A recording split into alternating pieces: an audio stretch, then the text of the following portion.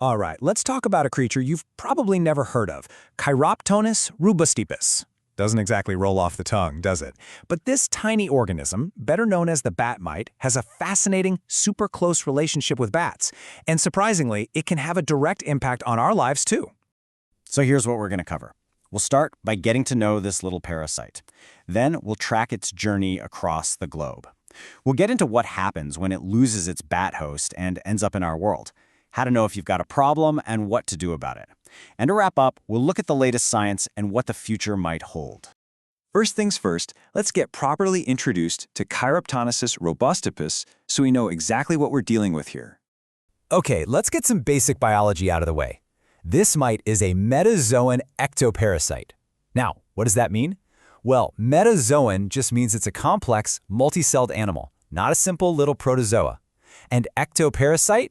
That tells us it lives on the outside of its host, clinging to the skin and wings of bats, not living inside them. Now, this right here is the most crucial detail.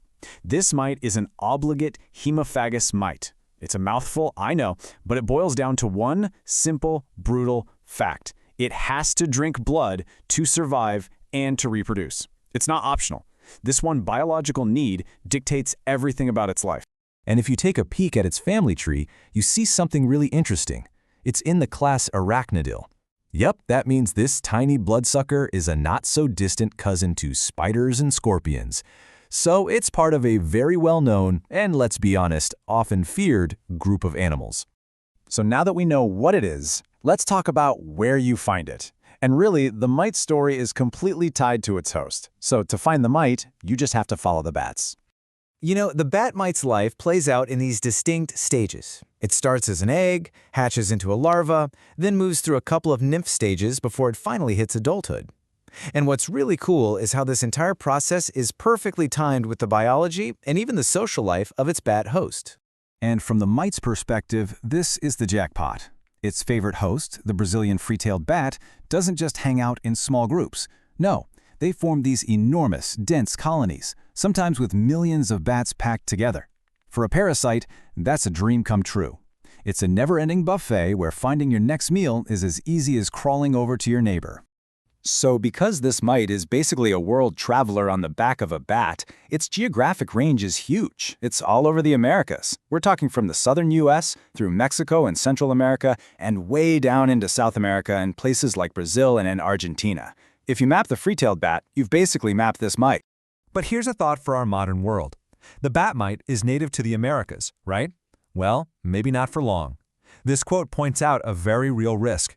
With all our international travel and shipping, it's totally possible for a bat to hitch a ride in a container and accidentally introduce these mites to a whole new continent, like Europe. Okay, and this is where the story gets personal. This is the part that matters to us. Usually, bats and their mites stay in their own world. But imagine a bat colony sets up shop in your attic. What happens when those bats decide to leave? Well, the mites they left behind get very hungry, and they start looking for the next warm body. And that's where we can come into the picture. When these desperate, lost bat mites find their way into our living spaces and start biting people, the skin condition that results has a name: gammasoidosis. It's a specific kind of irritation caused by mites that have lost their normal animal host. So the million-dollar question, if these mites bite you, how would you even know? What does it actually feel like when a parasite designed to feed on a bat decides to try you instead? Well, let me tell you, it's not pleasant. The main symptom is an intense, maddening itch, what doctors call pruritus, and it often feels way worse at night. You'll see these little red raised bumps. Sometimes it can even turn into tiny blisters. And of course, with all that itching comes scratching, which can easily lead to a secondary bacterial infection. Okay, so let's say you've got these itchy red bumps, and you happen to know there have been bats roosting nearby. How do the experts confirm that Chiroptonyssus robustipes is really the one to blame? Well, they have a whole toolkit for this. The old-school surefire method is to actually capture a mite and identify it under a microscope based on its physical features. But today, they also have high-tech options. They can use things like PCR to identify the mite's DNA from a sample, and even run other tests to see if the mite is carrying any nasty pathogens. So, once it's confirmed, you've got a bat mite problem. What's next? The good news is that taking control of the situation is actually pretty straightforward. The treatment plan is really two-pronged. First, you've got to treat the symptoms. That means getting some topical creams to soothe that crazy itch. But here's the thing. We're a dead end for these mites. They can't survive and reproduce on us, so the infestation on a person is self-limiting. The real key is dealing with the source, the bat roost that's pumping out the mites in the first place. And this is the best long-term solution by far. It's a whole process focused on managing the bats humanely. You start by figuring out how they're getting in, then you safely get them to leave, and then, this is crucial, you permanently seal up those entrances. The final step is a thorough cleanup of the old roosting area to get rid of any mites left behind. All right, let's zoom out for a second and look at the bigger picture. The study of this one tiny mite is actually telling us a lot about ecology, disease, and how our planet is changing. Scientists are asking some really deep questions now. They're finding bacteria like Bartonella and Rickettsia inside these mites. But the big question is about vector competence. Is the mite just a taxi, giving these germs a ride from one place to another? Or is it a true vector, meaning the germs can actually multiply inside the mite, making it a much more efficient spreader of disease?